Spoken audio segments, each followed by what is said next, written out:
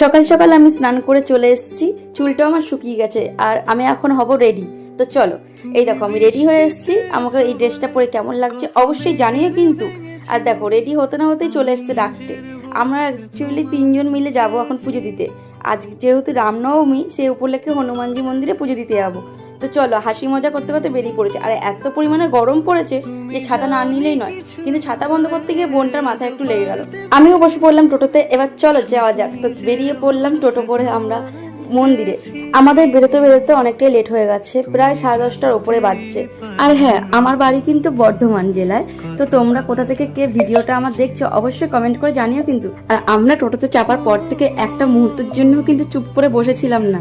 চলে এসেছি মন্দিরের সামনে। তো প্রচুর ভিড় হয়েছে, লাইন দিয়ে তারপর ভিতরে ঢুকলাম। তো দেখো ভিতরটা খুব সুন্দর করে ডেকোরেশন করেছে। তো দেখো পুজো দেওয়া হয়ে গেছে, তো প্রসাদ নিয়ে একবারে বাইরে বেরিয়ে যাচ্ছি। বাইরে থেকেই ঠাকুরকে ধূপ দেখিয়ে দেবো আর কি, কারণ ভেতরে এত ভিড় যে ধূপ আর মোম জ্বালানো যাবে না, তাহলে অসুবিধা হতে পারে। তাই বাইরেই ব্যবস্থা করেছে, তো বাইরে থেকেই ঠাকুরকে দেখিয়ে নিচ্ছি। ঠাকুরের কাছে প্রার্থনা বাইরে থেকেই করছি, কারণ ভিতরে এত ভিড় ছিল যে ঠেলে ঠেলে বের করে দিয়েছে, তাই ভালো করে দিতেও পারিনি, দেখাতে পারিনি। তো দেখো বাইরে থেকে তোমাদের মন্দিরটা তোমাদের কাছে শেয়ার করছি। দেখো কত সুন্দর করে সাজিয়েছে। তো পুজো টুজো দেওয়া হয়ে গেছে, এবার আবার টোটোতে উঠে পড়েছি। দেখো তাড়াহুড়োতে আমাদের টিকাগুলো কেমন করে পরিয়েছে।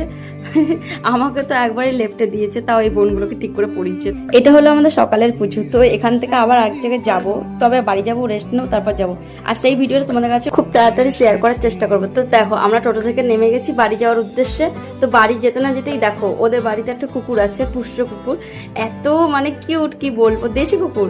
তবে আমি ডেকেছিলাম বলে আমার গায়ে ঝাঁপি উঠে গেছে। আমি চেঞ্জ করিনি, আর ততক্ষণ তোমরা চ্যানেলটা সাবস্ক্রাইব করে নাও।